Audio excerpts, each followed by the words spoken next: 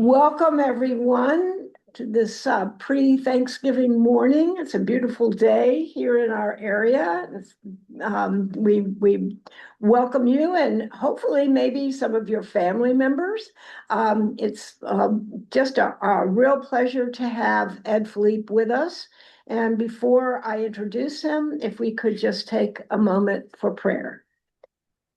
Loving God, we welcome your presence today and in the week ahead. As we step out of our daily routines, gather us with friends and family in a spirit of gratitude. Help us to reach out, reconnect, appreciate one another, and give thanks for the many blessings that we have received. We also remember and recognize that for many of us, this has been a really difficult year, marked by uncertainty, strain, the loss of financial, emotional stability in loved ones. Open our hearts to those who are struggling and give us compassion to walk beside them with understanding and care and to include ourselves. We thank you for bringing us Ed Philippe, certified hypnotist, and for the gifts he shares with us today. Bless the tools he offers for emotional control and resilience, tools that can calm our anxiety, soften fear, tension, and anger. May they help us come together more fully, find the capacity to nurture and soothe our loved ones and ourselves, and work toward reconciliation, healing, and hope. In your holy name we pray. Amen. And it is my pleasure this morning to welcome Ed Philippe, whom we found through Denise, who knows him well through her own previous church. And Ed is, well, I don't want to talk too much because I've had the pleasure of listening to his goals and how he works. And I think we're in for a real treat and pleasure in getting to know Ed. He has crossed the country. He's currently in Florida, usually lives in Long Beach, California. But welcome, Ed. We really appreciate your being with us and taking time on this holiday weekend, this week, to stop and be with us. This is a very special gift. Thank you. Well, thank you. It's a joy to be with you.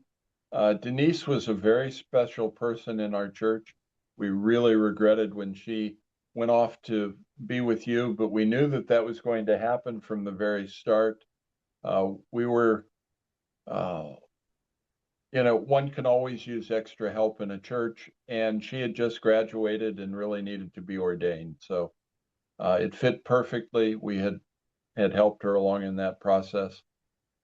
And so when she contacted me just recently, I immediately said yes. We'd been in a small prayer group with her, and it was mostly held just like we're doing this over Zoom, but it worked great. And I often help people over Zoom. It's a great way to be together over a distance. You don't have to feel like you're not seeing somebody or you're not feeling what's happening with them. It's like with the prayer that you just gave, Carol. You can feel the spirit, you can feel the power of the requests and the response. And the more people you have doing that prayer, seemingly the more powerful it is, which is why we have prayer groups. And we solicit people who need prayer. So what I'm going to be talking about today is a technique that I've come up with. I love energy psychology. So if you look that up, energy psychology, if you like notes, you'll find lots on it. A lot of the clinical research has been done in the field called emotional freedom technique, not what I'm going to be doing today, but you can find thousands and thousands of videos on YouTube for that. You probably won't find any for this, so come back to this recording if you want to hear about it, or you're welcome to call me. I love helping people get to use this tool. So when we're talking about energy psychology, we're often talking about what in Chinese medicine they call the meridians. And the meridians come out in all kinds of places on the body. So if you've ever been to an acupuncturist, you'll know that some acupuncturists work primarily on the ear, but yet they're working for the whole body and they're targeting specific organs through those particular spots on the ear.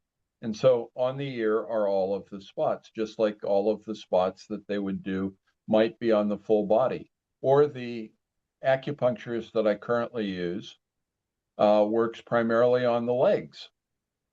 So he puts in needles on my lower legs and one arm and a couple on my head, and he's done. He does, he's not putting it on my shoulder, which hurts. He's not necessarily putting it on the ankle that hurts. In fact, for my right ankle, he was doing extra stuff for the kidney meridian that was on the left ankle. So this is way too much depth to go into about a very simple technique. So if you imagine your hand, all of your emotions are represented easily on your hand. And we're going to be going through those in a moment. And Carol has an illustration for you. If you want it later, she can give it to you and she'll put it up on the screen, but not right now, Carol. We'll do that at the end. Yeah. Because I want them to hear me instead of looking at the screen and trying to read it. So I'm going to be talking a little bit with Sharon today, and we're actually going to do a little demonstration for you. But before I do that, I'm just going to quickly go through the hand. Now, almost all of the things here you can relate to in other ways. So when you were a little child, what did you do? You sucked your thumb, right? And a lot of us probably, it took our parents and teachers, maybe even teachers, a long time to get us to stop sucking our thumb. And why was that? Well, if you think about what that might represent, little kids have no control. They're always worried about where the next meal was going to come from. Was somebody going to change the diaper? Was somebody going to feed me? Was I going to hear something pleasant in the background instead of something unpleasant? So they were worried about everything in life. So if you thought of it that way, worry is the thumb. The index finger is fear. Now, I don't know why I don't have a great example for why the index finger would be fear, but it works to hold the index finger to reduce fear. I had a friend who was, boy, he had so many problems. I didn't meet him until he had lots and lots of problems, and he lived close to where I did because we have a great VA hospital in Long Beach. And he was a frequent user of it. In fact, for one of his cancers, I was the guy that went along with him to his oncologist at the VA. And so the guy lived in fear. He grew up Jewish, but after we met at a Starbucks through a mutual friend, and we became better friends, and I started helping him and such, he actually went to Grace First Presbyterian Church in Long Beach and became a member. He didn't renounce his Jewish heritage, and he would still do things related to his original faith, but he became a practicing Christian as well, which I thought was really interesting because I wasn't trying to force anything. He loved the music at our church. So he one day when we were picking him up to take him to church, we were talking about this, and he said, I just live on the index finger because I'm always in fear. And so that was his way of constantly reducing the fear. The next finger is the middle finger. And if you think of the middle finger, what's your response perhaps when somebody cuts you off in traffic? There's this anxiety or panic that happens, right? And so that's the middle finger. The ring finger, if you think about it, most people think of that as the heart meridian, if you're thinking back all the way to the Oriental way of looking at that. Or where do you put your wedding ring? It's on your ring finger, right? So this is sadness and grief. Obviously you have the opposite side of that. When you remove sadness and grief, what do you have? You have happiness, right? Right. So it represents both. All of these really probably represent both, but I work with the negative side of it because if you remove the negatives, then you've got time and place for the positives. Then the little finger is anger. And rather than hold it like I would the others, and I'll show you that in a minute, this one you just gently pull down. And if you tried to make a fist, you might do this yourself. Just pull down gently on your little finger. And you'll notice you can't make a fist comfortably when you're pulling down on your little finger. So those are the places we're going to use. And what are we going to do with them? We're going to work with emotions, the big overload kinds of emotions, the ones that either stick with you a long time or are really big in the moment. So it can be either one, the one that keeps coming back up. If we talk to a lot of our veterans, it might be things that happened during war that were just unimaginably frightening and overwhelming. And you'd work with each individual emotion as you worked through it with them. You wouldn't try to take on the whole thing. You wouldn't try to eat a whole elephant at one time. If you're going to eat an elephant, you eat it one bite at a time. Or you're going to take a journey of 10,000 miles, you start with one step. The idea here is the same. You chip away at things and you reduce the intensity of those things that are overwhelming, that are controlling, that are uncomfortable. So Sharon has consented to work with me today. And Sharon, do you have an incident that you remember and the overriding emotion for that at this point? Two come to mind. You can deal with one that would be anger, and that one Okay. goes back. It's one that's more of a history of lifetime history because of the topic. The other one is more of fear, sadness, which is more current. So which do Okay, you want? let's play with the first one, and that was anger, right? Correct. Okay. So I want you to go back there just and see that situation. Don't be in it, but see it and know what you were feeling at the time. Would you give me an intensity on a SUD scale of 1 to 10, with 10 being as bad as you can imagine? Probably an 8. Okay. And where do you feel that in your body? Hmm. Hmm. Probably, I was gonna say my head, my face, scrunching up, my thoughts, thinking about my brain being tight. Okay. That's great. That's exactly what I was asking for. And does it have a color? I'd go with yeah, probably an orangish red or reddish orange, whichever way. Yeah, kind of like that, then. Okay. And if you were to reach in and just grab that anger and pull it out and look at it, how big would it be? Oh, this would be a big one because it's a lifetime one. Now show me with your hands how big it would be. Yeah, okay, I can barely see you. If somebody could move the camera just slightly, I could see her better because she's I just right need on the to, edge. yeah, I just But need I to see, move. I see that. That's great. Okay. The more Thank you you so move. much. Yeah, if I move, I'll try to be more animated. Yeah.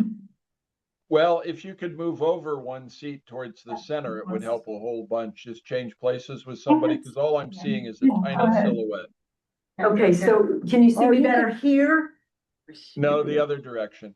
Oh, this one? Let's switch places. Yeah. Okay. Better here now? That's so much better. You're still Okay. tiny, but it's really good. It's really much better. And I'll go away from the gallery view and then I can see you pretty well. Thank you very much for moving. That's Sure. helpful to me. Um, so we've got this and it's really big. Uh, what's the texture of it like? Texture, oh, yes, prickly. Okay, Like, great. And does it have an energy, a movement to it? could you show me what the movement is? I'd say it's more of a, more would be swirling, kind of. So kind of like this? Yes. Okay, it's your motion, not mine, but that gave me a really good idea. I can see you well enough to know that what it was. Okay, and does it have a taste as you remember it? No, Does it not have that a smell? mm-mm. Okay, does it have a sound? Mm. No, maybe Okay, because it was more of a lifetime thing. I never thought pinpointing, any of those. that's fine. You don't need them. It's just that sometimes people have all of these ways that they have recorded this memory. So it's recorded in the body as well as the mind. You Mhm. can think of it that way. Uh, it seems to work really well because people have all of these ways that they remember things. So because it was anger and it was 8, I'm going to just write those down. Anger, 8, reddish orange,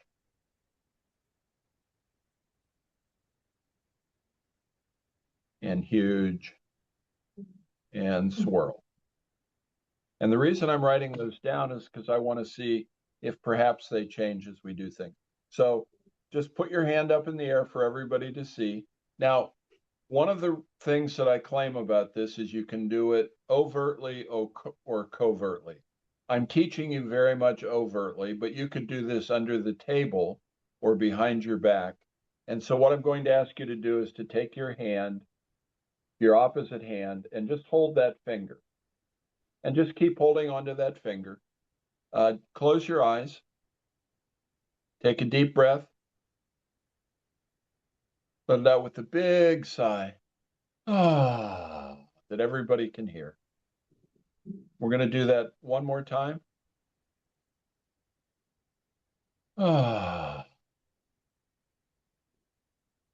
we're going to do that a third time. Ah.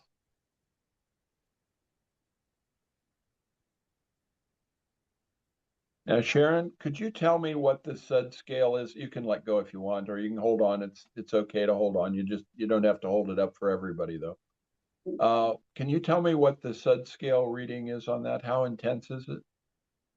Of this, As you um, hear it now, as you're thinking back on that event, how big is um, the anger?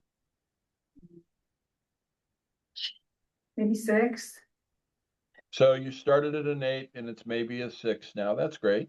Thank Can you. I ask real fast? The Sure. finger she's supposed to be holding is the small one, right? This one. The index finger. Oh, the index. Okay, thanks. Okay, Were you holding the index finger? Yes. okay. Okay, I thought you were. Okay, so it went down to maybe a 6. What size is it now? What size? Yeah, when Going from, still like just outside of my shoulders. Not, so not, before it yeah, was way out there and now it's here, right? yeah, Okay. managing. What color is it now? I was gonna say blue, but blue just popped into my mind. I don't. That's all we're doing here is Okay. whatever comes into mind is all we're asking for, because what we're doing is we're getting at the storage places and the way that you have stored it. I have no idea what orange meant or blue means, just that it's a difference, that it's a change. Okay. And what motion does it have now? Motion or emotion? Motion. Motion, just a like gentle kind of Okay. swaying more, not Okay. swirling. Right. So from a swirl, it went to a sway, Uh-huh. something fairly active to something more gentle. Mhm. Okay. Let's do this again. Keep holding the index finger. Okay, got it. And I don't care now if you show it to people or not. They've already seen you doing it. You can hold it at under the table or on the table or whatever is comfortable. Go ahead and close your eyes. Now just move them gently left and right, keeping your eyes closed, left and right, left and right, left and right. Now let's just go to up and down, up and down, up and down, up and down. Just take one of those nice, deep, calming breaths. Let it out with a big sigh. We'll do a second one of those.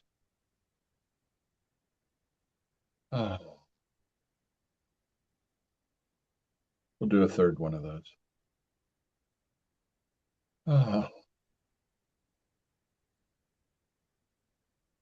And now you've got the pattern. You know what I'm going to ask. What is the SUDS level? What is the intensity? 5. Great. And the color? Light blue. And the size? Still maybe shoulder wise. My Okay. hand. A little bit of change, maybe, maybe not. Okay, that's great. And what's the emotion? The motion, Just Yeah.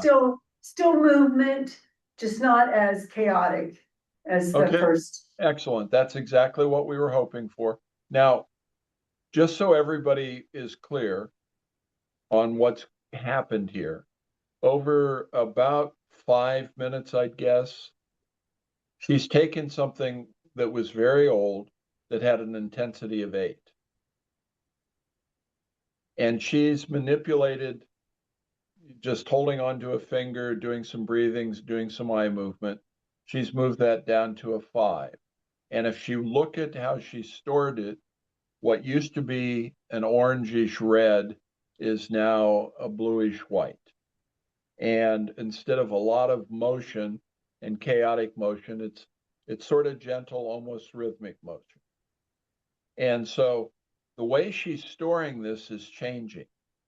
And so the way she accesses it the next time, next week, let's say, on Sunday morning when this class comes up and she says to herself, or somebody asks her, what's it like now when you think about way back when? And she says, well, hopefully she'll say, it's just like we've just talked about. It's a 5 and it's a bluish color and it's not moving very much and it's only this big instead of this big. And it's become less of an effect on all of her life since then, because all of her perceptions of that event that colored her actions all of those times have changed. And perhaps something that would be of a similar pattern now might be less as well. So I'm going to speculate. I'm not asking you to confirm anything, but let's just say it was like I was telling everybody earlier that I get angry at my sisters because we go back into an early pattern. If I do this kind of a process and it was a 10 or an 8 or a 9, whatever the number, and I reduce it to 5, then I don't react to that pattern as strongly now, even though I established that 50, 60, well, to be honest, 70 years ago. I'm 73. And one of the stories that my family tells almost every time we get together is how there were rocks that my sisters were playing with on the railing of our porch, a metal railing. And they told me not to play with them or to go over there. And I knocked one of the big rocks off and it broke my little finger. I don't physically remember that. Consciously, I don't remember that at all. But it's been brought up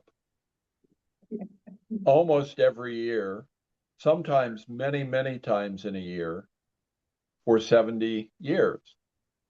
So I could have really big emotions on that event, even though I don't remember it consciously very well. So that's what we're doing here when we work on this. Now, I'm going to do just a little bit more with you, and then I'm going to switch emotions, okay?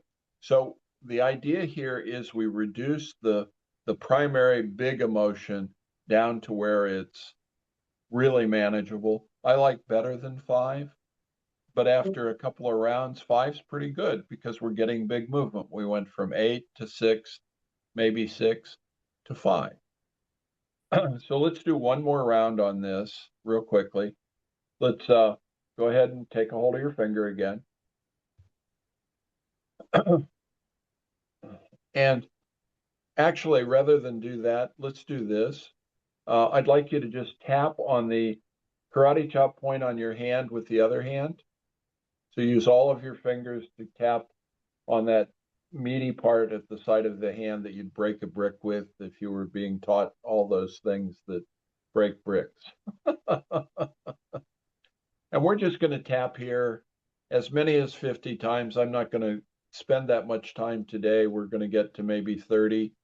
You know, as we're tapping, you and I are both tapping about once a second. So as we talk, we're actually probably going to get to 50, which is not a bad deal. Okay, so now I'd like you to tap gently underneath your nose.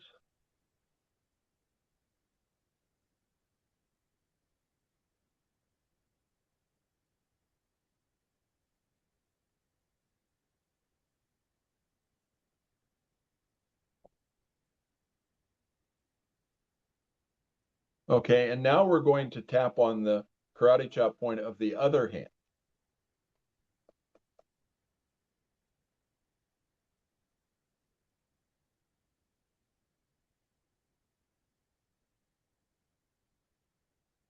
And this comes from thought field therapy, which was the original tapping modality that so many other energy psychology modes use. Okay, stop. Go ahead and give me a SUD scale again for this anger.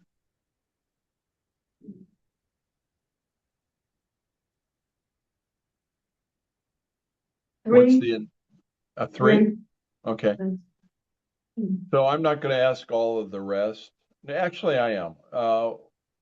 Does it have a color now? Yellow. Yellow. Okay. And what size is it?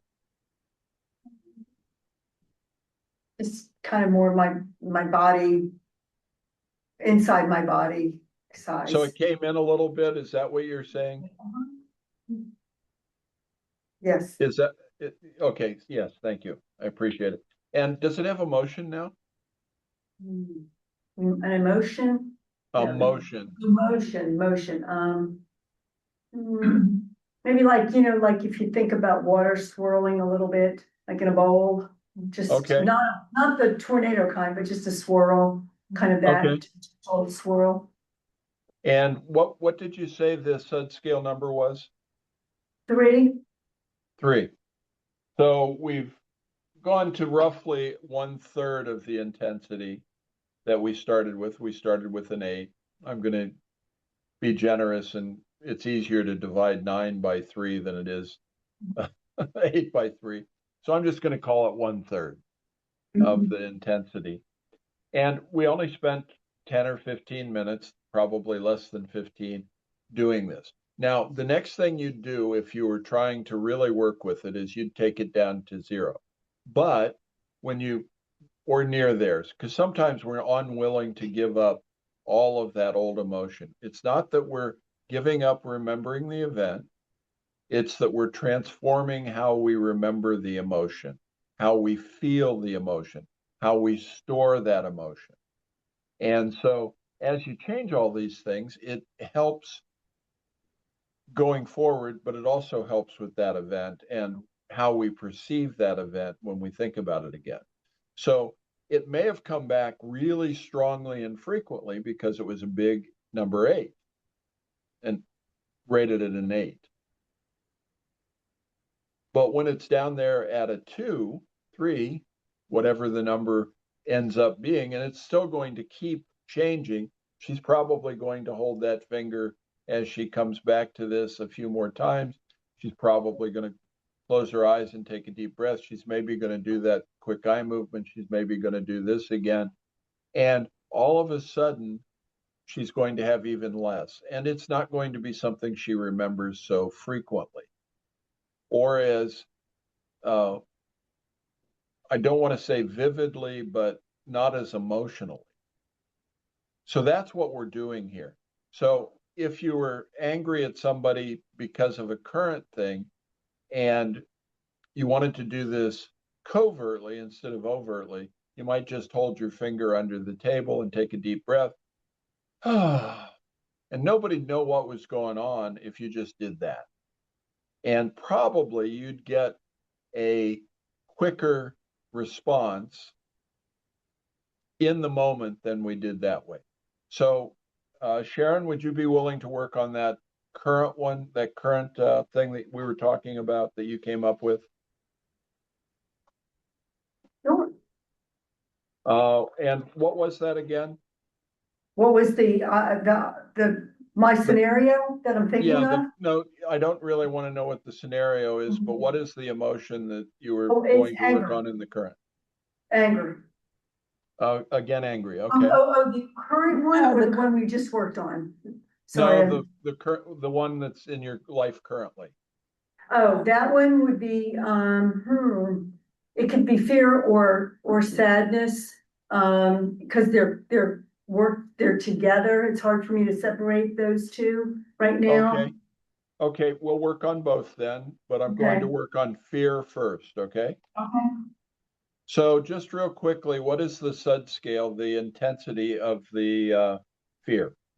9, And what color is it? that's red. And where is it in your body or anywhere? It's like in my chest. And what size is it? If you were to show me with your hands how big it is, it's huge. It's as Okay. big as, yeah, bigger than the other one, if I could go further. Okay, Because it is current.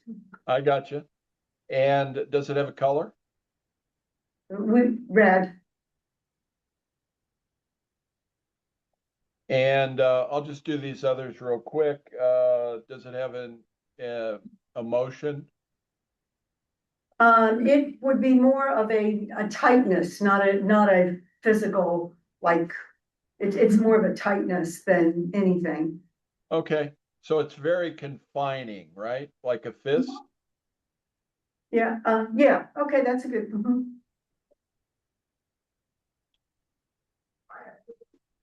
Okay, and does it have a taste? Hmm. No, Does it have a smell? no, Does it have a sound? no. Okay, everybody remembers things differently. So Mhm.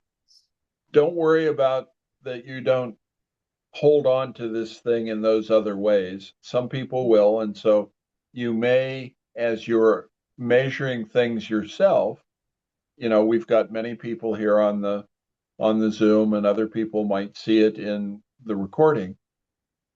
It's okay if you don't perceive it as a size or as a color, but you've got an intensity. You can't imagine how big it would be. You can't imagine what the color would be. You can't imagine a taste or a sound or a smell if you choose. Sometimes it helps to be able to imagine them anyway. So for this purpose, let's what sound would you imagine it to be if it had a sound? A blaring, some kind Okay. of. That's exactly what I would have expected because it's very intense and therefore it's going to be very big in the sense as well. I'm just giving people this extra little bit so that if they're looking for the ways that they store it, they might find these. And there may be other ways that you'll store it, ones that I can't even imagine, because you're not me and I'm not you. So we've got fear. So fear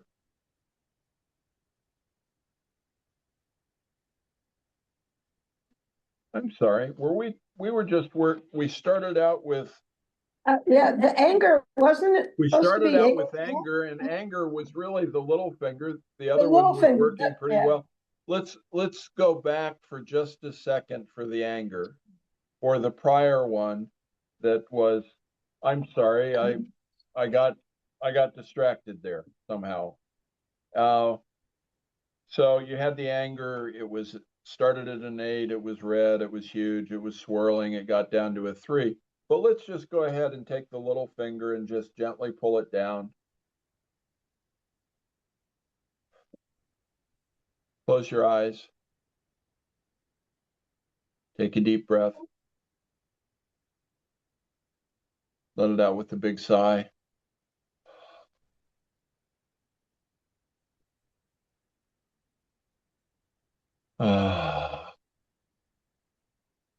And a third time.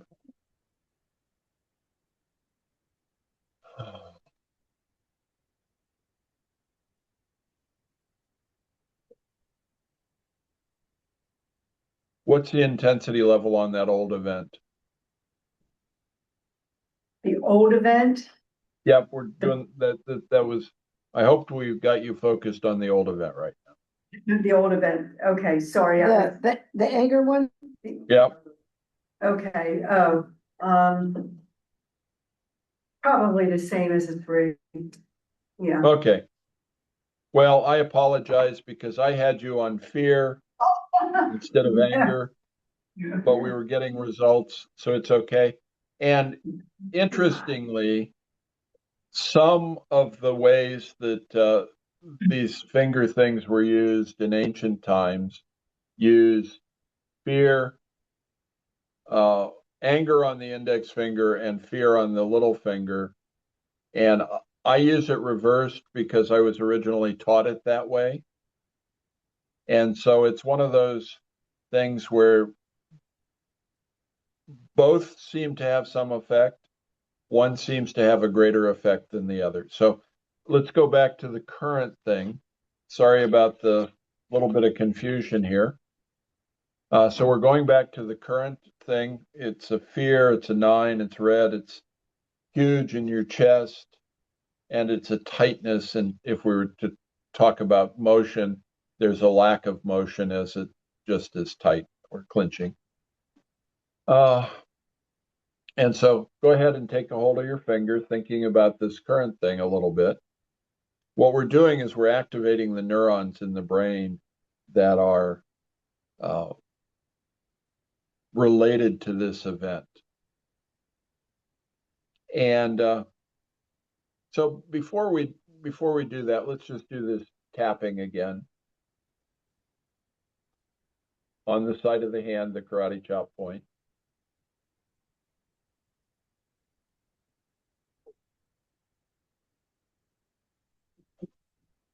Keep breathing nice and smoothly. And under the nose.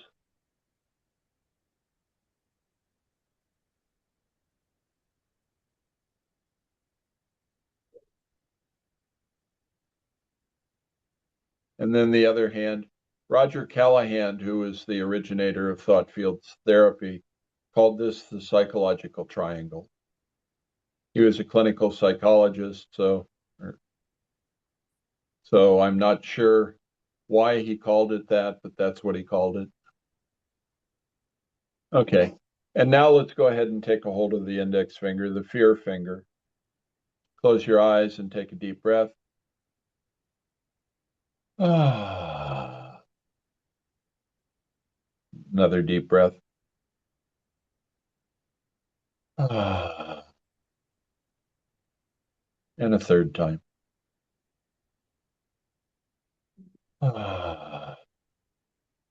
Keeping your eyes closed, sweep them left and right, left and right, left and right, up and down, up and down, up and down.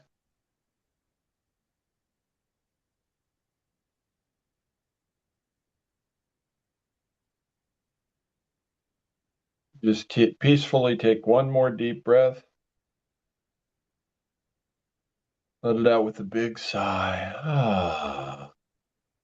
Just releasing everything that needs releasing. Letting go of the fear.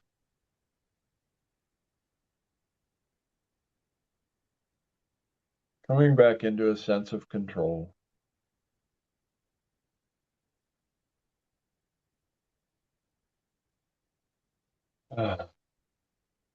Thank you. So if we were to re-rate this on a SUD scale, where is it? Maybe a What number? 7. Okay. And what color is it now? Mm, Going little, still in the red, but just a lighter shade of red, like not pink, but just lighter in color, but still red. Got it. And where is it now? Uh, Still in my chest. Is that what you would? That's what I was looking for. And how big is it? It's still pretty big. Not, maybe not as big, but it's arms length, width. Slightly smaller, maybe. Yeah. Uh-huh. Okay. And we already know that it's red. And how does it move? Hmm.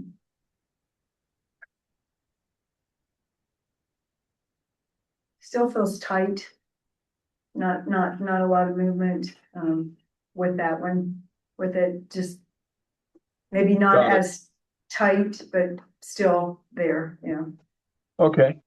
Oh, well, this was big and it was current, Mhm. and we're getting movement. So we could continue.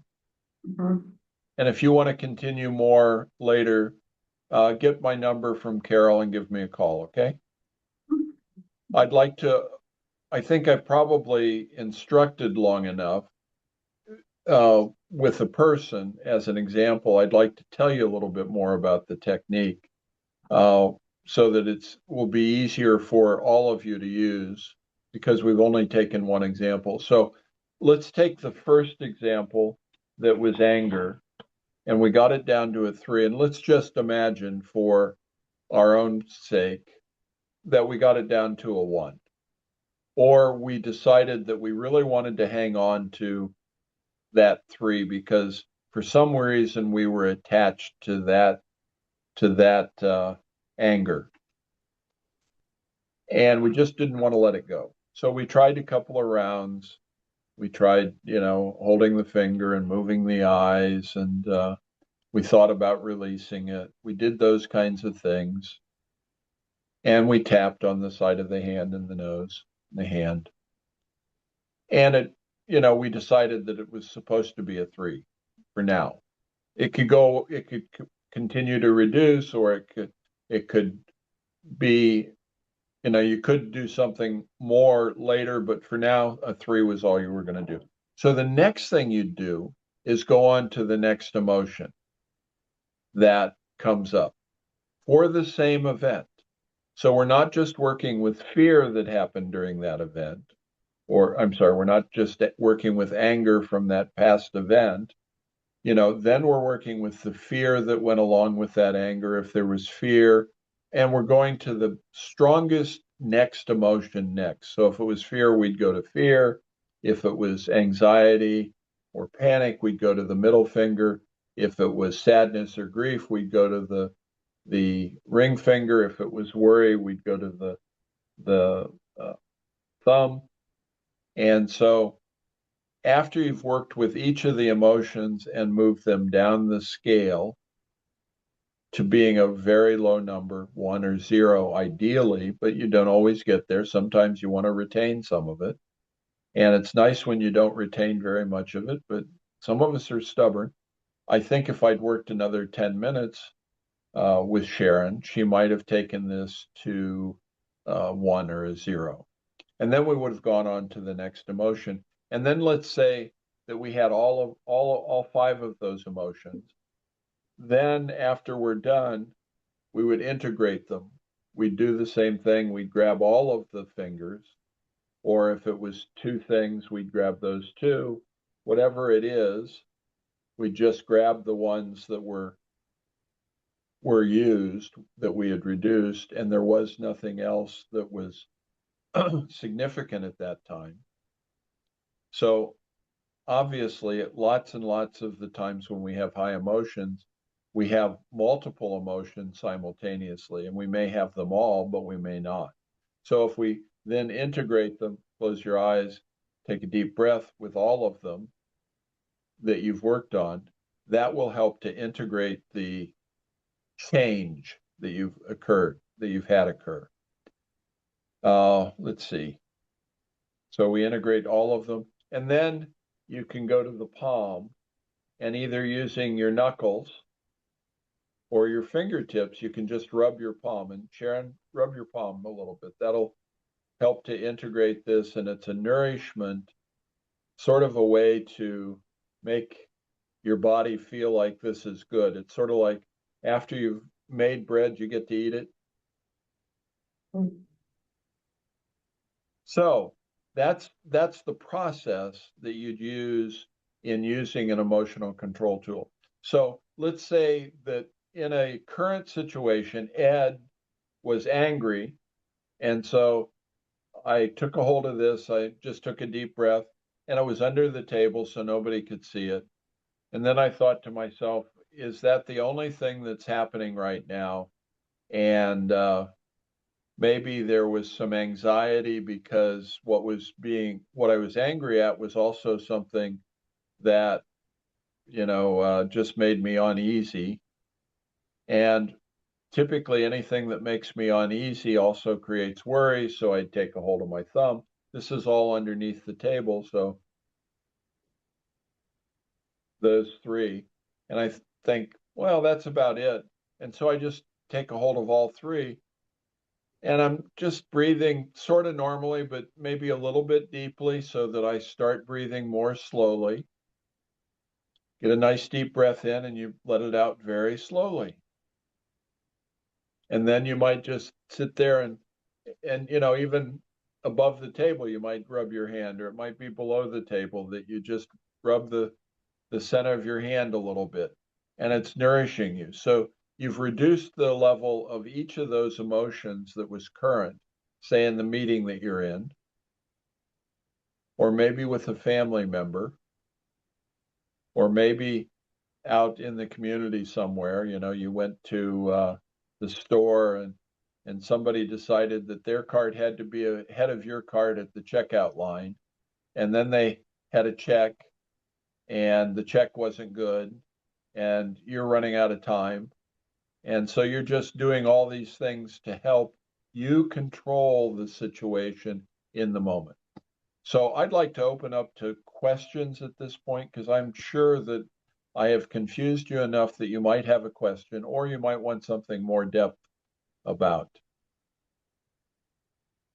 So Ed, I'm just to start out, thinking of the situations that are probably before us this week, with family, with whatever, or in other situations. It seems to me you were saying, you could really do this under the table. Number one, I guess we need to be cognizant that we're having these emotions. So we're kind of thinking about that these are showing up, and that indeed that if we can reflect and start using this in some way, that it might temper the whole situation. Is that sort of how you've used these in the past and Yes, suggest? as you become more, I didn't mean to cut you off, Carol. I thought you were. Yeah, I'm finished. Go ahead. Yeah. So as you become more aware of the emotions, you also begin to have more control of them. Just the awareness of them is the start of change on them. And if an emotion is really powerful and you become aware of it, you've taken some of the emotion's power away. Yeah. And Thanks. so once you become aware of it, then you can take action. And so between the awareness and the action and the conscious desire to calm that emotion, which is represented both in the closing of the eyes, which you don't do in the public, but the breathing more deeply to become more calm. Generally, one of the ways to think of breath is that when the breath gets very much up in the chest and very shallow and rapid, we're agitated. And if you can take a deep belly breath and let it out slowly,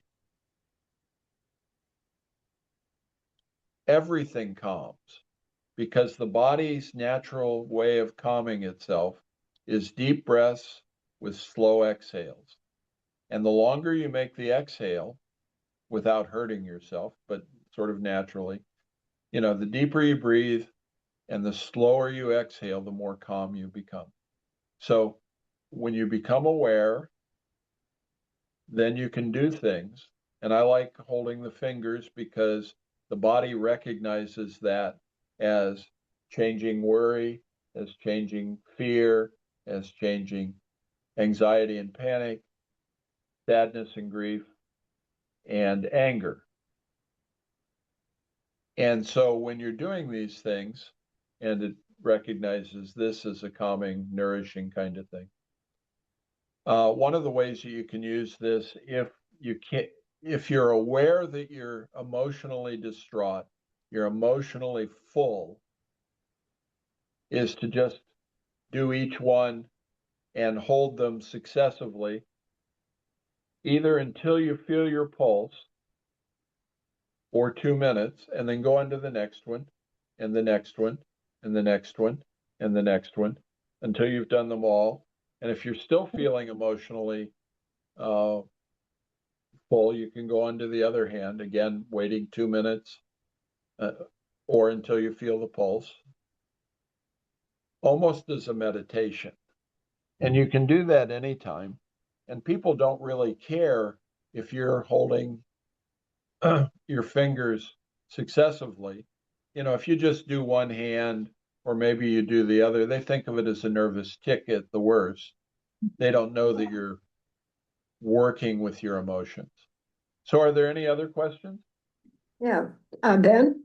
Yeah, I'm a clinical psychologist, so I'm trying to best understand uh, what's going on here. It seems to me a lot would have to do with evoking the relaxation response, as I would understand it. And then there's a question to you: how much of this would be related to what you would understand as hypnosis, with hypnotic suggestions going on? And thirdly, it seemed to me that, I know it's true for me, I'm curious about others, that we participate, you didn't particularly instruct us to do the things that Sharon was doing, but a lot of us did. And I think there was a shared response to that. So how much of this is a group phenomenon? Suggestion, yeah. Did you hear him? Okay, I'll try to address all of those, but I'll start with the group phenomenon. But where do you want to go? The group phenomenon definitely occurs. So Sharon probably got more benefit by having all of us. I don't know how many total people there were, but let's just say it was 10 for just because we have to say something on the recording. It's probably, I know it's more because I've seen more screens than that and I can see, a number of people in front of me. So we had the 10 peoples, some of whom, most of whom I was watching, and most of you were just following along. You were already primed to do that. I usually say, you should do it too. You should follow along so you learn it. But you were all doing that, so I didn't bother with that. So there is some effect from that. Some of it is from the calming. As we become more calm, as we become more aware, those are things I'm sure you use. Then I was also adding the meridians that seem to be connected to specific, if you were to talk about it in terms of Chinese medicine, each meridian connects directly with specific organs. And so when my acupuncturist was treating me for my painful right ankle this past week, he put needles in my left foot or ankle area, or I couldn't tell you exactly which ones were new, but he put some extra needles in there. And I asked him afterwards, what are those for? And he said, those are kidney points. And the kidney points in the meridians help with the ankle pain. And my ankle did indeed feel significantly better than it had when I walked into his office when I left. I've got physical stuff going on in my ankle that's been there for years. And so, I like to be able to walk reasonably normally, and I was going to take this nice long trip, and I didn't want to hurt. So, I had a visit with him. So we're using the meridians. And then let's see, what other part of the question was there that I've missed? You had about 5 points. Yeah, I know you're a hypnotist. Oh, how, I didn't actually use any hypnotic language until we got very deep in, and I said, go ahead and let it go.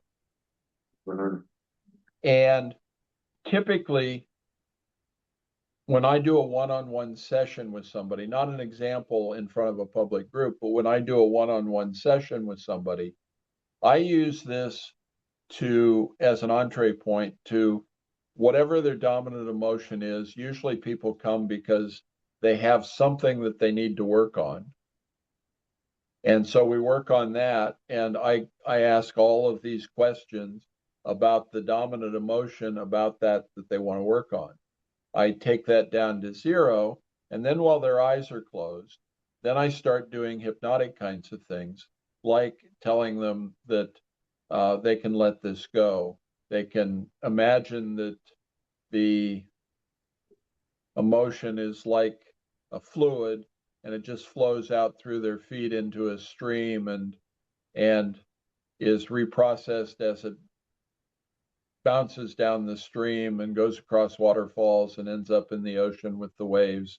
And all of that energy is reprocessed and it's gone from you, but it's good for the world or something like that. And I'll continue my hypnotic language. But what we did today used very little, because I really use this for control, not for necessarily for elimination on things, but for a lot more control on what they want to work on. And the hypnosis helps with the change. This helps get us ready and gets them so calm and so peaceful and so relaxed that everything else works like a charm. Did that answer your question? Very much so. And by the way, my back feels much better than. Thank you. I'm glad. I love the feedback.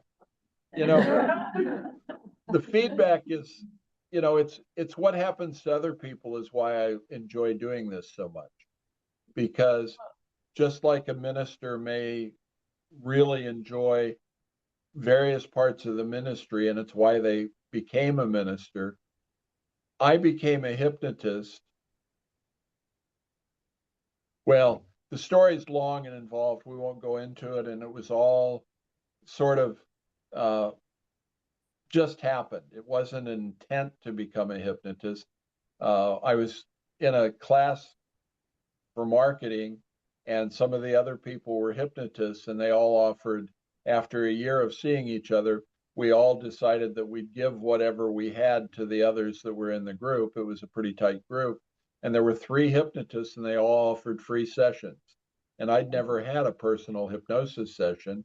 And I went to one, and then she had a class, and she really needed to even her numbers out, and she offered me the class for free. And so I went to a class. And then I was hooked, because Wow. I enjoy being in the state of that incredibly relaxed state that it is when you go into meditation or you go into prayer deeply or you go into hypnosis or you really good and you go there through yoga or Tai Chi or Qigong or any of those ways that we get into that blissful state.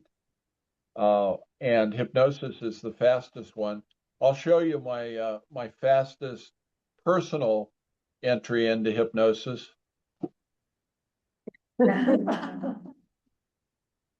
it's very interesting. That sleep state, whatever, REM or whatever, yeah. Well, I wasn't at REM yet, but I did change my state like that from normal awareness to where I could go deeply into hypnosis if I took myself there with either verbal or conscious Wow. suggestions, or another hypnotist did it for me. And so I'm in a group on Tuesday mornings, and we always go into trance twice or three times during the hour. There's also some learning involved in it, but we go into trance the two or three times because each time you go in and out, in and out, in and out, you can go in even deeper. Wow. Wow. That's interesting. Well, this has just been fascinating. I think we've just begun to learn a lot, and hopefully we'll be aware of this as the holidays, as we go through the holidays and the new year. Ed, we can't begin to thank you enough for the time that you spent with us. And I mean, you could always, I have a little diagram if you want to email me, CARSTARR, carstar@gmail.com. I can send that to you. And we will not be meeting next week.